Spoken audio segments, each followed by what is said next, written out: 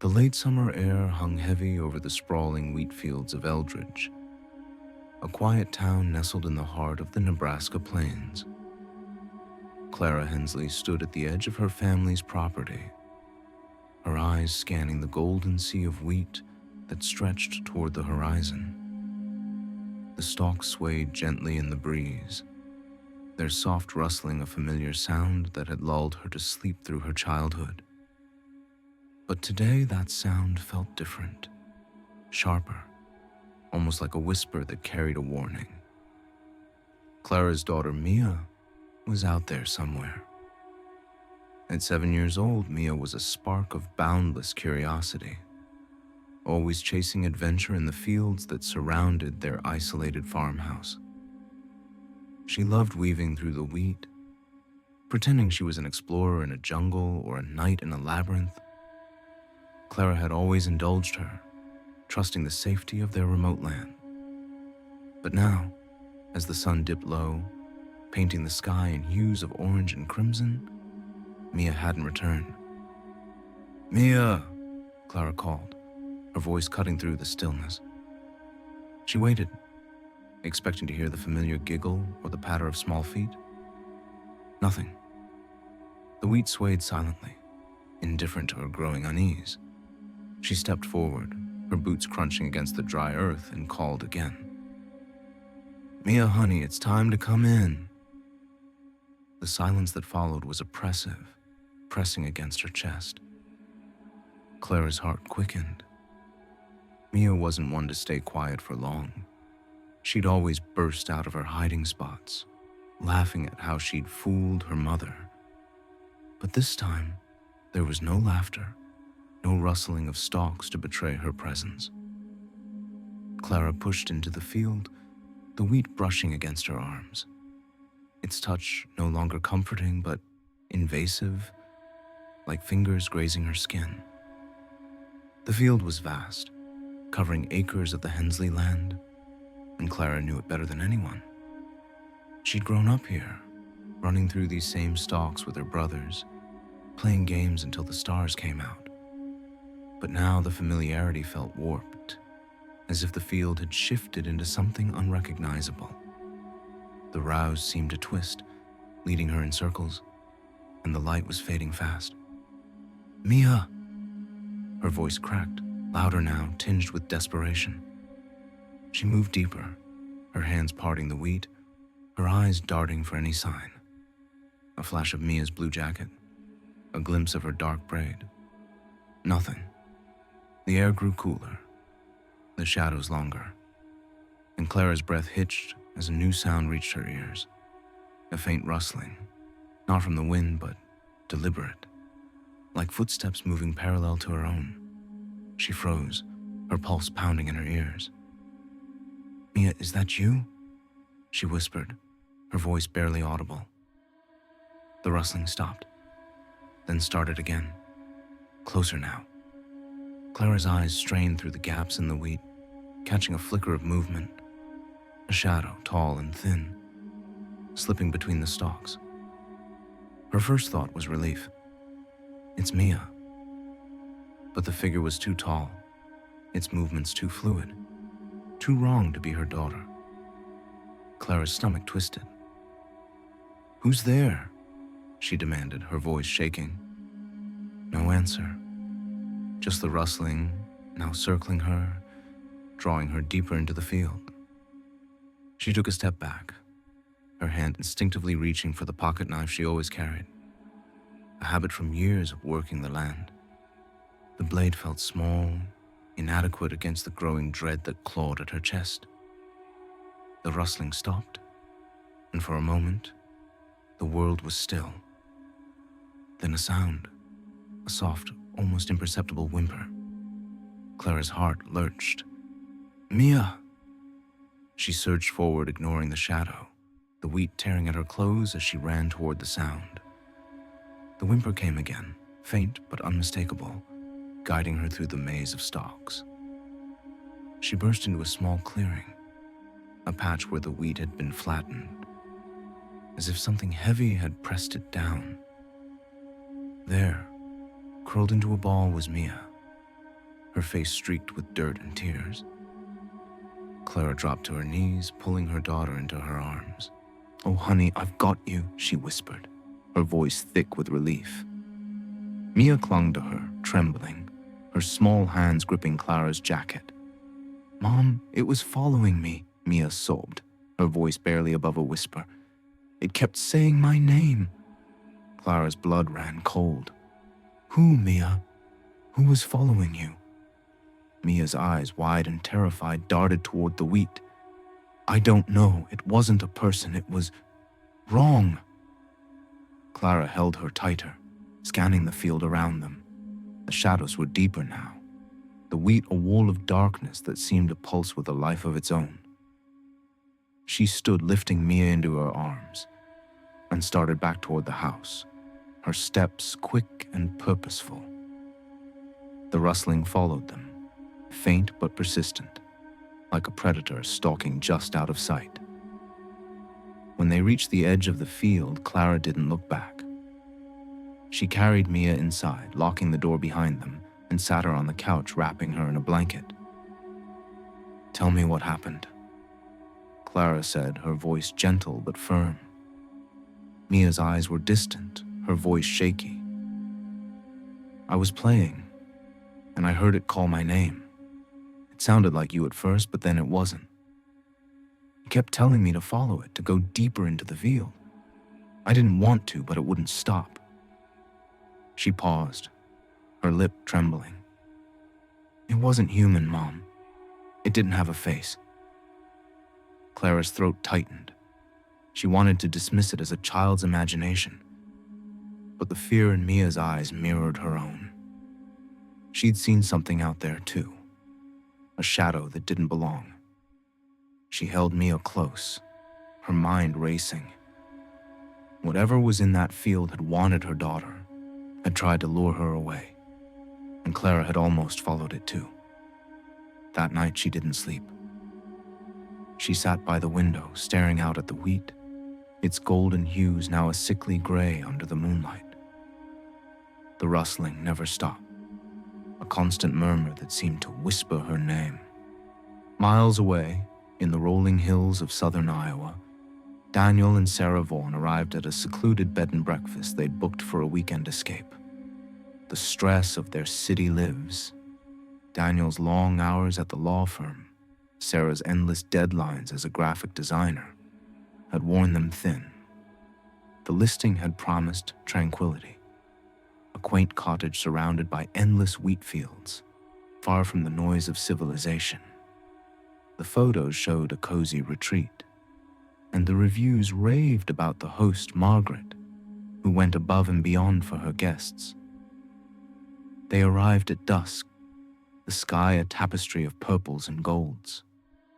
The cottage was charming, with ivy climbing its stone walls and a porch that overlooked the swaying wheat. "This is perfect," Sarah said, her shoulders relaxing for the first time in weeks. Daniel nodded, unloading their bags, though his eyes lingered on the field.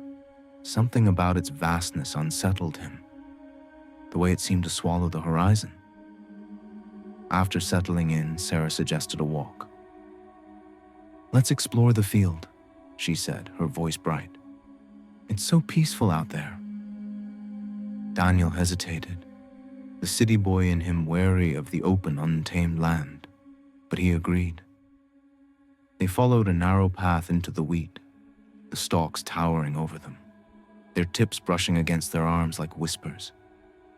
As they walked, the air grew heavier, the light dimmer. Daniel felt a prickle on the back of his neck, like he was being watched. "Do you hear that?" he asked, stopping abruptly. Sarah tilted her head, listening. "Just the wind," she said, but her smile faltered. They continued, but a few steps later, Daniel froze.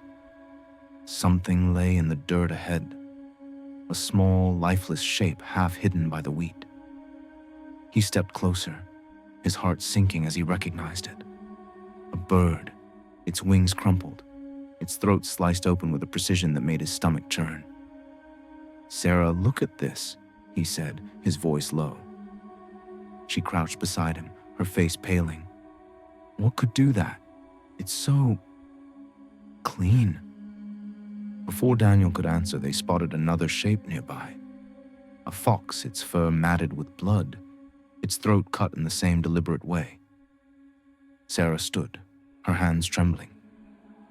This isn't right. We need to go back. They turned, retracing their steps, but the path seemed different now, the wheat closing in tighter. The rustling grew louder, no longer just the wind, but something moving with purpose. Daniel grabbed Sarah's hand, his pulse racing. Stay close, he whispered. Back at the cottage, they locked the door, their earlier excitement replaced by unease. Maybe it's hunters, Daniel said, trying to rationalize it. But Sarah shook her head. Hunters don't leave animals like that. And with a knife? That's personal. An hour later, a knock at the door startled them. Margaret, the host, stood on the porch, her silver hair tied back, her smile warm but practiced. Evening, folks, just checking in. Everything okay? Daniel hesitated, then mentioned the animals. Margaret's smile didn't waver, but her eyes flickered. Oh, those. I take care of that myself, she said, her tone casual. Keeps the pests away. You don't want critters ruining your stay, do you? Sarah's jaw dropped. You killed them? Margaret nodded, unfazed. Been doing it for years. Keeps the place pristine. Guests appreciate it, even if they don't know it. Daniel felt a chill. That's not normal. You can't just... It's for your comfort, Margaret interrupted, her voice sharper now. Nature gets messy if you don't control it. Trust me, I've seen what happens when you let it run wild. The conversation ended abruptly, Margaret leaving with a curt nod. Sarah and Daniel exchanged a look, their unease now a palpable fear. They packed their bags, deciding to leave at first light. That night, every rustle of the wheat outside felt like a threat, as if Margaret, or something else, was out there, watching. In the small town of Willow Creek, Minnesota, a group of teenagers sought thrills in the endless wheat fields that bordered their quiet community. Ethan, Riley, Maya, and Lucas were inseparable, always chasing the next adventure to break the monotony of their small-town lives. On a chilly October night, Riley proposed a dare. Sneak into Old Man Carver's wheat field, rumored to be haunted by the townsfolk. It's just a field, Ethan scoffed, but his bravado couldn't mask the unease in his eyes. The others agreed, egged on by Riley's infectious grin. They crossed the road under the cover of darkness, the wheat looming like a silent giant. The moon cast eerie shadows, and the air was thick with the chirping of crickets. As they pushed through the stalks, the laughter faded. The wheat seemed to close in, muffling the sounds of the world beyond.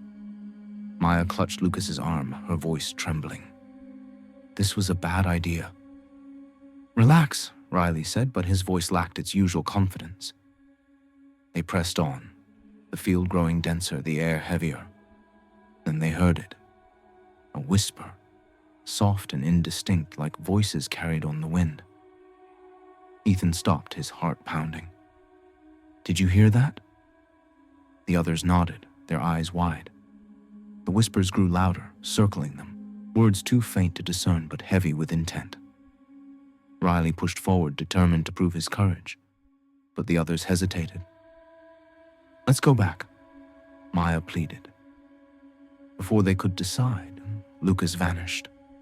One moment he was beside them, the next he was gone, swallowed by the wheat.